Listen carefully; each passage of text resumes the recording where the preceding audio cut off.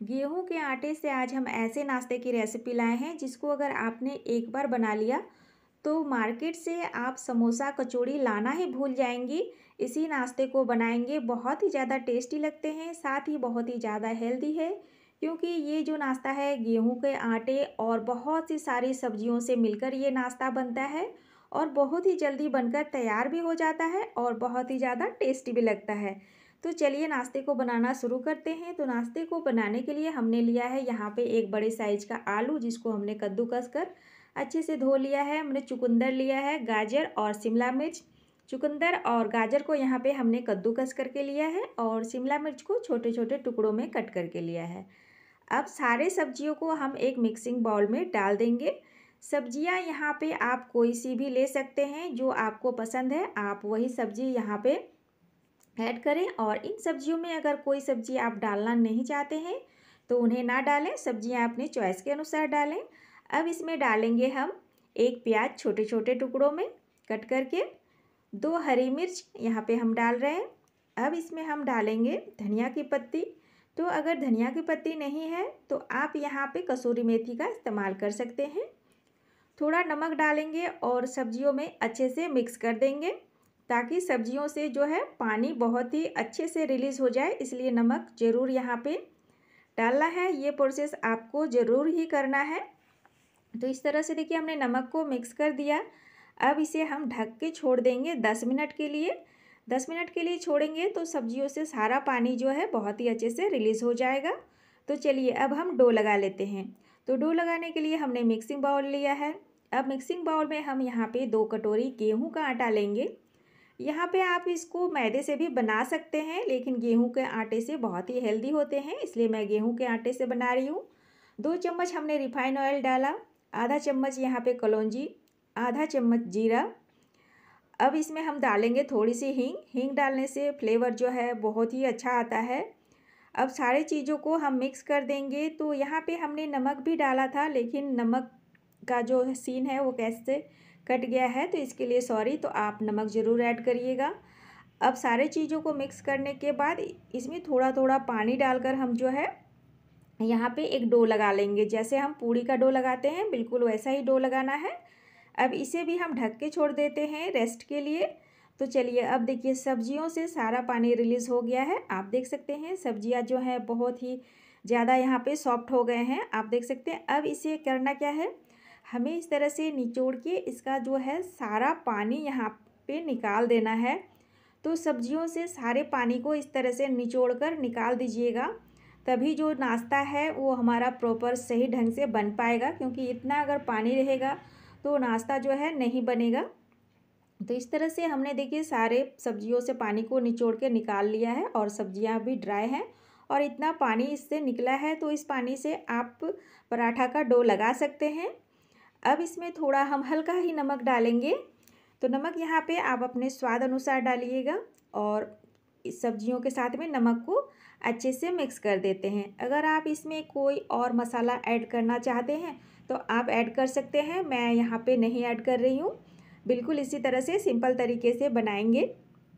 तो अब डो को रखे हुए 10 मिनट हो गए हैं, तो डो भी जो है बहुत ही अच्छे से सेट हो गया है। तो इसे अब हम क्या करेंगे, बहुत ही अच्छे से यहाँ पे एक बार अच्छे से मसल देंगे ताकि ये बहुत ही अच्छे से मिक्स हो जाए। तो इस तरह से हम इसको देखिए मसल दिए हैं। अब इसके बाद इसके हम 2 लोई तोड़ लेंगे। तो इस तरह से लोई देखिए हमें बड़ी साइज की तोड़नी है। अब इसके हम पेड़े बना लेते हैं। अब इसकी हम एक बड़ी सी यहाँ पे रोटी बेलेंगे। तो हमने यहाँ पे चकला ले लिया है। तो चलिए अब रोटी को हम बेलकर तैयार कर लेते हैं। तो यहाँ पे हमने सूखा आटा इसके ऊपर से लगा दिया है। अब इसको रोटी हम बनाएंगे, तो इसको हमें बड़ी रोटी बनाना है। तो देखिए यहाँ पे हमने इतनी बड़ी रोटी जो है बनाकर तैयार की है। अब मैं दिखा देती हूँ रोटी कितनी मोटी है। तो देखिए इस तरह से रोटी को तैयार कर लेना है। तो इस तरह से रोटी को तैयार करने के बाद हम इसमें क्या करेंगे, सब्जियां जो हमने मिक्स करके रखी है वो डाल देंगे। सब्जियां देखिए कितनी ड्राई है, तो बिल्कुल इसी तरह से हमें सब्जियों को तैयार करना है। तो यहाँ पे अब इसको बहुत ही अच्छे से फिल करना है रोटी में। तो इस तरह से सब्जियों को हम डाल के अच्छे से सेट कर देंगे। देखिए इस तरह से सब्जियों को हमें डालना है। उसके बाद रोटी को इस तरह से उठा के इस तरह से हमें रोल करते जाना है और थोड़े इसको दबाते हुए रोल करेंगे ताकि ये आपस में चिपक जाए। तो इस तरह से बहुत ही इसको दबाते हुए चिपकाएंगे तो ये बहुत ही आसानी से चिपक जाएंगे। और किनारे को भी हम इस तरह से सील कर देते हैं। तो इसको भी किनारे को जो है बहुत ही अच्छे से सील कर दीजिएगा, थोड़ा हाथों में दबाइएगा तो ये सील हो जाएंगे। गेहूं के आटे का है तो ये ऐसे ही चिपक जाते हैं। अगर आप मैदे से बना रहे हैं तो इसको सील करने के लिए आप हल्का सा पानी लगा दीजिएगा तो ये अच्छे से सील हो जाएगा। तो इस तरह से हम दबा के इसको देखिए इस तरह से हम सील कर देते हैं। तो आपने देखा यहाँ पे सब्जियों का जो रोल है बनकर तैयार हो गया है। तो इस तरह से अच्छे से इसको सेट कर लेना है। तो अब चलिए हम दूसरे वाले रोल को भी बना लेते हैं। तो इस तरह से हमने दोनों रोल को बना के यहाँ पे तैयार कर लिया है। तो इसे हमें स्टीम करना है। तो चलिए अब इसे हम स्टीम करते हैं। तो स्टीम करने के लिए यहाँ पे हमने एक थाली ली है और थाली में जो है हमने यहाँ पे थोड़ा तेल डालकर अच्छे से इसे ग्रीस कर लिया है। अब क्या करेंगे, इसके ऊपर हम रोल को रख देंगे। अगर आपके पास छन्नी है तो आप छन्नी पर भी रख के इसे स्टीम कर सकते हैं, नहीं तो इस तरह की थाली या प्लेट में भी ये स्टीम हो जाती है, कोई दिक्कत नहीं है। बस थाली या प्लेट जो भी आप ले रहे हैं थोड़ा उसमें ऑयल लगा दें। और इधर हमने कढ़ाई में देखिए पानी रख दिया गर्म होने के लिए, एक रिंग रखा है। अब इसके ऊपर से हम प्लेट को यहाँ पे रख देते हैं स्टीम करने के लिए। तो इस तरह से इसको हम रख देंगे और इसको बहुत ही अच्छे से हम कवर कर देंगे। तो इसको भी हम ज़्यादा देर हमें स्टीम नहीं करना है, बस हम 5 मिनट के लिए इसे स्टीम करेंगे और ये जो रोल है अच्छे से पक जाएंगे। तो चलिए 5 मिनट हो गए हैं तो मैं आपको दिखा देती हूँ। तो यहाँ पे देखिए जैसे ही ढक्कन खोलें आप देखिए इसके जो साइज थे तो इससे भी ये ज़्यादा फूल गए हैं, आप देख सकते हैं। तो इस तरह से रोल जो है अच्छे से पक जाते हैं 5 मिनट में। तो इसे हमने ठंडा होने के बाद निकाल लिया। अब आप देख सकते हैं उंगलियों में नहीं लग रहा है, एकदम अच्छे से ये पक गया है।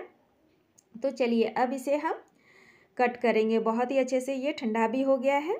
तो इसको हम साइड में रखते हैं।